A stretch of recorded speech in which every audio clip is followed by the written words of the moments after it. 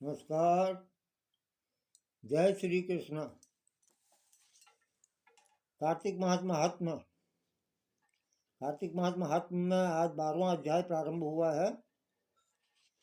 12वें अध्याय में जलंधर और भगवान विष्णु का युद्ध होता है। इधर जो अभी तक वृत्तांत आया है कि तुलसी की उत्पत्ति कैसे हुई, तो उससे पूर्व की जो कथा है वो चल रही है। अभी इसके पश्चात जो है वो कथा प्रारंभ होगी। उसके पश्चात वो कथा आरंभ होगी जिसमें तुलसी की उत्पत्ति हुई है। इसलिए उससे पहले का ये जलंधर का वृत्तांत आया है। अभी जलंधर जो था वो समुद्र का पुत्र था। वैसे तो ये भगवान शिव द्वारा फेंका गया ज्योति का पुंज था, जो बालक बन गया था। समुद्र ने उसे पाला था, इसलिए उसका नाम जलंधर भी पड़ा और समुद्र का पुत्र भी पड़ा। जलंधर और भगवान विष्णु का युद्ध होता है। जलंधर अजेय था, वो किसी से हारता ही नहीं था युद्ध में। उसका कारण ये था कि उसकी पत्नी वृंदा जो थी वो पतिव्रता थी। पतिव्रता के प्रभाव से जलंधर जो है अजेय था। तो 12वें अध्याय में नारद जी बता रहे हैं कि जब जलंधर को अपनी खोज में आते देख इंद्र आदि देवता भय कंपित होकर वहां से भाग निकले।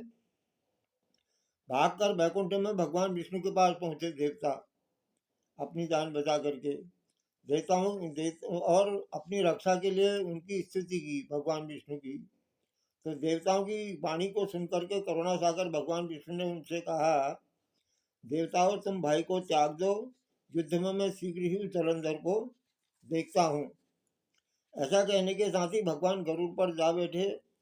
तब देवताओं सहित उन्हें युद्ध क्षेत्र की ओर प्रयाण करते देख समुद्र तनयाल जो लक्ष्मी थी, लक्ष्मी जो थी समुद्र की पुत्री थी और इस प्रकार जलंधर की बहन हुई वो। तो जलंधर की बहन लक्ष्मी, समुद्र की बेटी, समुद्र की पुत्री। तो समुद्र की पुत्री जो लक्ष्मी थी उसके नेत्रों में जल भर आया और उसने कहा भगवान विष्णु से, यदि मैं सर्वदा आपकी प्रिय हूँ और भक्त हूँ तो मेरा भाई आप द्वारा युद्ध में कैसे मारा जाना चाहिए, अर्थात मेरे भाई को आप युद्ध में न मारें। भगवान विष्णु से प्रार्थना कर रही है लक्ष्मी। इस पर भगवान विष्णु ने कहा, यदि तुम्हारी ऐसी ही प्रीति है तो मैं उसे अपने हाथों से नहीं मारूंगा, लेकिन मैं युद्ध में जरूर जाऊंगा, क्योंकि देवताओं ने मेरी स्तुति की है। देवताओं के काम के लिए मुझे युद्ध में जाना जरूरी है।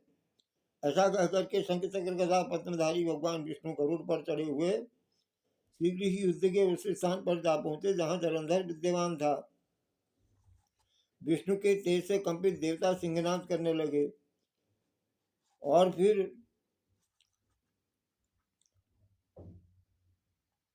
दैत्य इस प्रकार घूमने लगे जैसे आंधी से बादल आकाश में घूमते हैं। सब अपने वीर दैत्यों को पीड़ित देख करके जलंधर ने क्रुद्ध होकर के भगवान विष्णु को अद्भुत वचन कह करके उन पर कठोर आक्रमण कर दिया।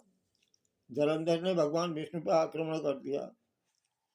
12वां अध्याय का विश्राम यहाँ पर होता है। 13वें अध्याय में भी भगवान विष्णु और जलंधर का युद्ध होता है और जलंधर को भगवान वरदान भी देते हैं। दैत्यों की तीक्ष्ण प्रहारों से व्याकुल देवता इधर उधर भागने लगे। तब इंद्र आदि को इस प्रकार भयभीत देख करके गरुड़ पर चढ़े भगवान युद्ध में आगे बढ़े। उन्होंने अपना सारंग नामक धनुष उठाकर बड़ी जोर से टंकार किया और जिससे त्रैलोक्य गूंज उठा।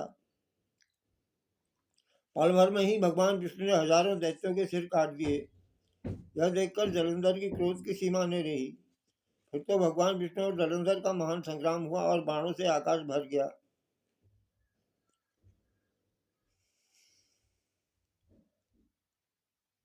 भगवान विष्णु ने अपने बाणों के वेग से उस दैत्य की ध्वजा, क्षेत्र और धनुष बाण काट डाले। एक बाण से उसकी छाती में प्रहार किया। इससे व्यथित होकर के उसने प्रचंड गदा उठा करके गरुड़ के मस्तक पर दे मारी। जलंधर ने, गरुड़ पृथ्वी पर गिर पड़ा। साथ ही क्रोध से उस दैत्य ने अपने होंठ काटे और भगवान विष्णु की छाती में तीक्ष्ण बहुत तेज बाण मारा।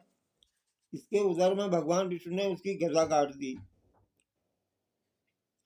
और अपने सारंग धनुष पर बाण चढ़ाकर उसको बीधना आरंभ कर दिया। जलंधर भी भगवान विष्णु पर पहले बाण बरसाने लगा और जलंधर और भगवान में इस प्रकार भयानक युद्ध हुआ।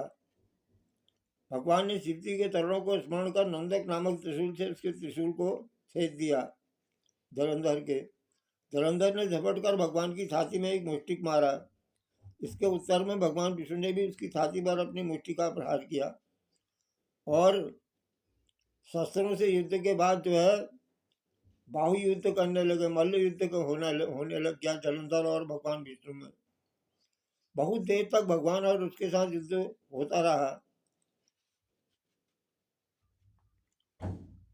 उसके पश्चात भगवान कहने लगे, क्योंकि वो अजय था जलंधर, इसलिए सर्वश्रेष्ठ मायावी से भगवान उस दैत्य से मेघवाणी में बोले, हे रण दुर्मद दैत्य श्रेष्ठ, धन्य है जो इस महायुद्ध में इतने बड़े बड़े आयुधों से भी भयभीत नहीं हो रहे हो तुम, और घबरा नहीं रहे हो और न हार रहे हो।